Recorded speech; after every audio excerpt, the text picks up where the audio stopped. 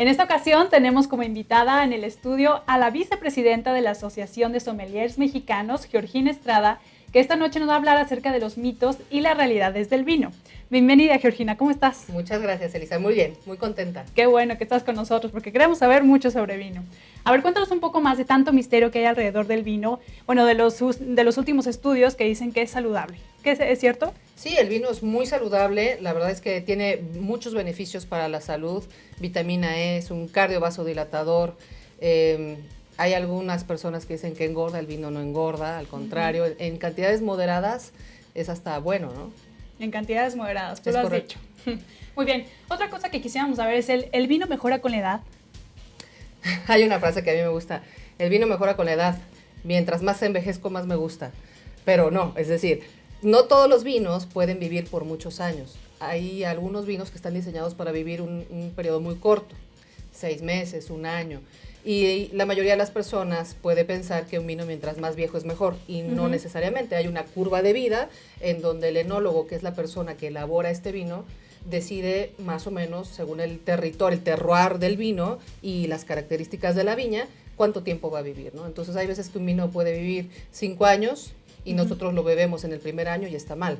Claro. O hay algún vino que puede vivir 1 año y nosotros lo bebemos 6 años después y ya no está en condiciones para beberlo, ¿no? Así es.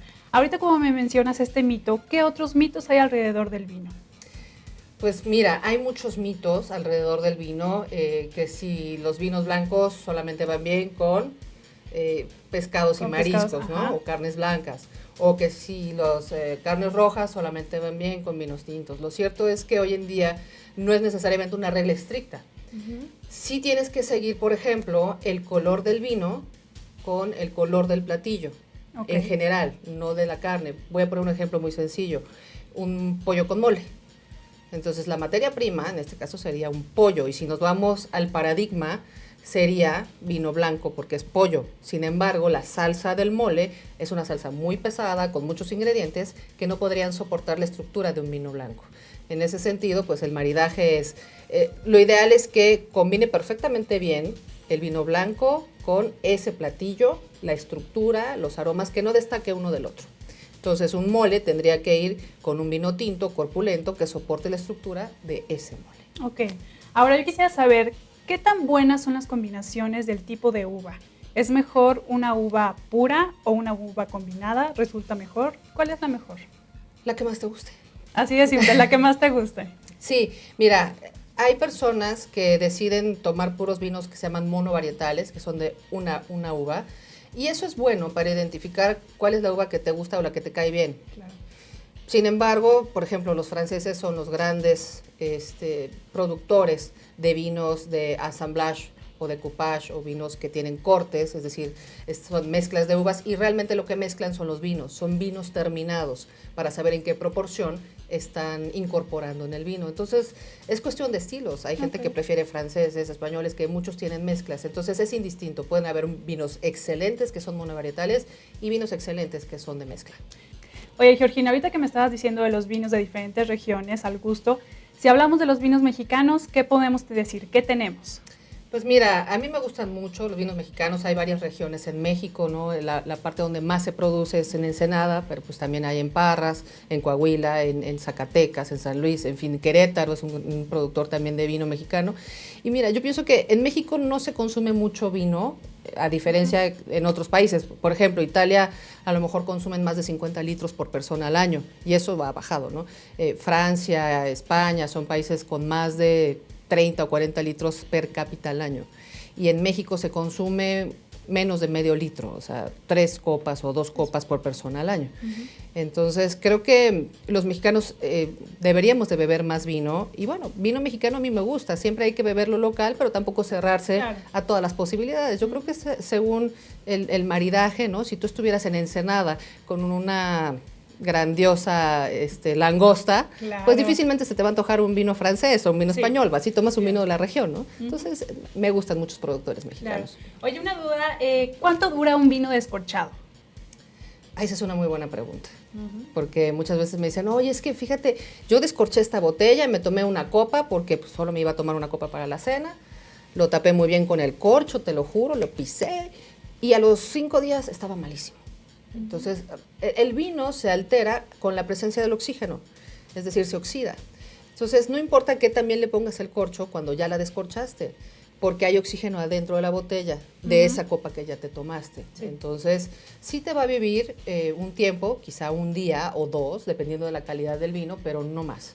Y si lo ponen en el refrigerador, hay que procurar que el refrigerador no tenga olores que de cebolla, ajos y demás, porque el corcho es poroso, entonces hay una microoxigenación que absorbe los olores. Entonces es importante que una vez descorchado, si no huele el refrigerador, pues en el refri, si no afuera, no importa, siempre y cuando no haya un cambio muy brusco de temperatura, ¿no? Muy bien.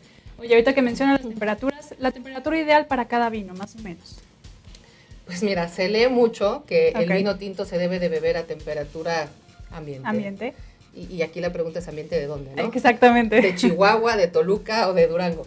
Esto se inventó en Francia, puesto que su promedio anual oscila entre los 18 y 20 grados, ¿no? Entonces, un vino tinto se debe de beber a esa temperatura, entre 18 y 20 grados, según sus características. Un vino blanco, el promedio es de 10 grados. Hay algunos que se deben beber un poquito más bajos, dependiendo de la calidad. Mientras más estancia en barrica haya tenido un vino o más complejo, se beberá a una temperatura un poquito más elevada, porque cuando tú bajas demasiado la temperatura, inhibes los aromas. Ok. Ahora, danos unos tips de cómo distinguir un buen vino. A lo mejor hay también muchos mitos en cuestión de que si tiene cuerpo, que si lagrimea. Si nosotros vamos a un restaurante, queremos un buen vino o algo para acompañar nuestra comida, danos algunos tips para esto. Pues mira, hay que evaluar el vino. Claro, es que es un poquito difícil esta pregunta porque depende de tu gusto, ¿no? Claro. Pero bueno, para evaluar la calidad de un vino o si el vino está bien, no tiene ninguna enfermedad, puedes evaluar desde la vista, ¿no? En la fase visual, si un vino está turbio, que tiene mucho sedimento y ya está opaco, puede ser que ahí haya un error. Un vino siempre debe tener limpidez y brillantez a la vista. En el olfato debe tener aromas limpios, no debe tener olores de corcho, de humedad, de vinagre, tienen que ser aromas frutales, florales o de madera. Y en el gusto debe de tener un buen equilibrio entre el alcohol y la acidez. Yo siempre he dicho que cuando alguien paga el precio de una botella del vino, no es a lo que sabe.